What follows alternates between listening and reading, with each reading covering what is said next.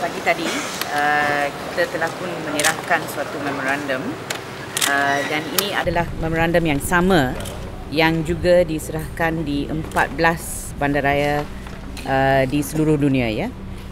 Ini adalah tentang hal postal vote untuk overseas voters. Ada banyak perkara yang telah pun menimbul tentang hal ini. The first thing is the condition that has been imposed, iaitu syarat bahawa voters have to bahawa mereka mestilah kembali kepada Malaysia dalam masa 5 tahun ya, untuk selama 30 hari. Itu adalah syarat yang pada pendapat kami tidak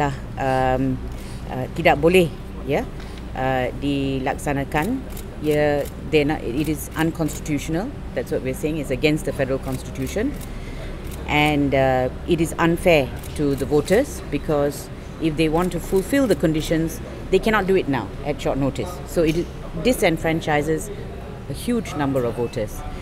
Dan selain daripada itu, peraturan-peraturan yang dikeluarkan itu tidaklah lengkap dan ada banyak kekeliruan ya tentang hal postal vote ini.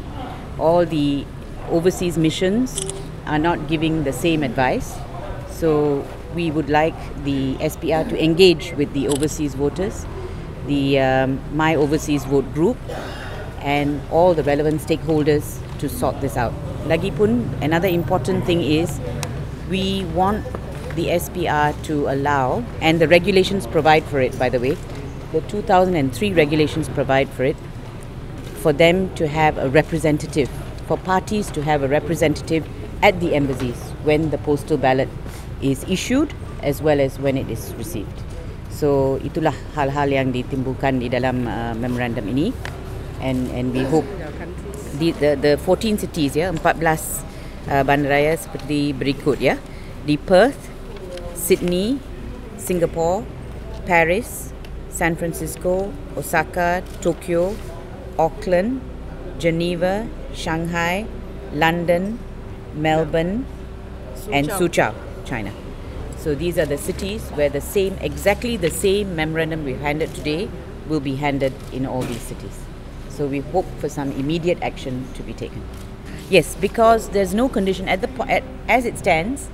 All those who qualify by way of age have a right to vote, and our citizens have a right to vote.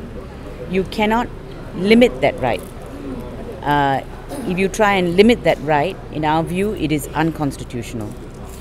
Now, the issue of conditions is something that does take place in other countries, no doubt about that.